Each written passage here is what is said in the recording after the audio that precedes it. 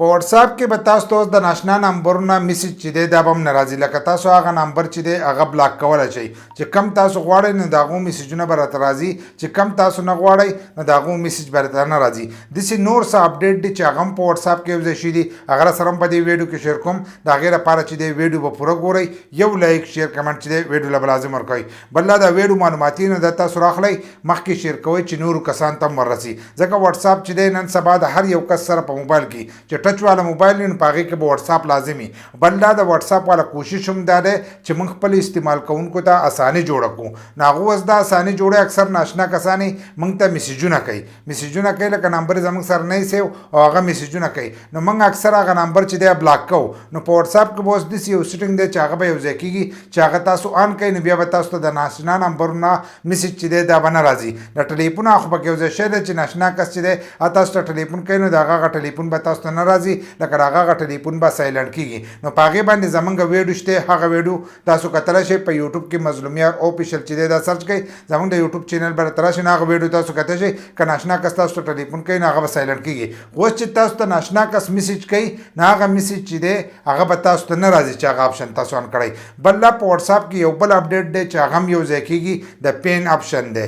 پین دی هغه پین به تاسو ورکړئ، که تاسو کومو کسانو نه هغه پین ورکړئ نو په هغې پین باندې چې دی هغه ستاسو سره رابطه ساتلی شي. څه انسي به هغه انسي چې دی تاسو بل کس ته ورولېږئ نو د هغې انسو په تور باندې چې دی ناشنا کس به ستاسو سره رابطه کولی شي. خو چې تاسو هغه پین چال نه ورکړی نو ستاسو سره هغه رابطه نشي کولی. خو نن ساعت د اپډیټ چې دی دا په واتس اپ کې نه دی یوځای شوی، چې کله دا په واتس اپ کې یوځای شي نو د هغې نه وروسته بیا له دې پته لګي چې د دې استعمالېدا څنګه دي، په هغې باندې بیا جدا ویډیو جوړو. خو دا اپډیټ چې دی دی د سره وجې نه رایستلي، که تاسو اورېدلي نو په هغې کې موږ دا تاسو ته ویلو چې په واتس اپ کې یو نوی اپشن چې دی هغه یوځای کېږي، یوزر نیم. تر اوسه پورې چې دی هغه نه دی یوځای شوی، خو په لاره باندې ځینې کسانو ته میلاو شوی. کومو کسانو ته میلاو شوی نو هغه چې دی کمنټس لازم وکړئ. د یوزر نیم اپشن دی چې هغه کله په واتس اپ کې یوځای شي نو د هغې به دا پیدا چې ستاسو نمبر چې دی دا به چا ته نه شو کېږي. لکه تاسو په هغې یوزر نیم باندې چې دی خلک پسې سرچ کوي او د هغې په تور باندې چې دی ستاسو اکاونټ ته به رادننه کېږي او ستاسو نمبر چې دی هغه به پټ وي، لکه چا ته به هغه نه شو کېږي. نو دا پین آپشن چې دی دا هم د دغې د وجې نه رایستلی،